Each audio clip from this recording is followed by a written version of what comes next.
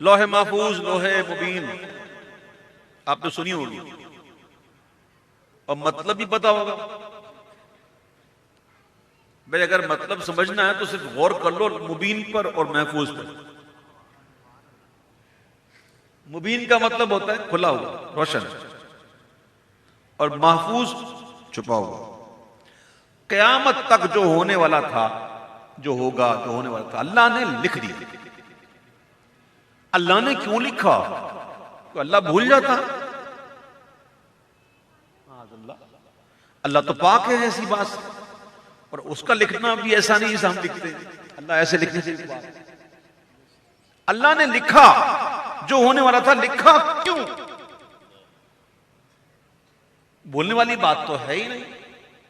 تو بھائی سیدھی بات ہے، اس لیے لکھا کہ کوئی آئے گا پڑھنے والا. سبحان اللہ. کچھ ایسے ہوں گے جو مبین پڑھیں گے، تو کوئی ایسا ہوگا جو محفوظ بھی پڑھے گا. نہیں سمجھا؟ اعلیٰ حضرت کہتے ہیں کہ میری تقدیر بری ہو تو بھلی کر دے کہ یا رسول اللہ. میری تقدیر بری ہو تو بھلی کر دے کہ ہے میں وہ اس بات کے دفتر پہ کروڑا تیرا. صلی اللہ علیہ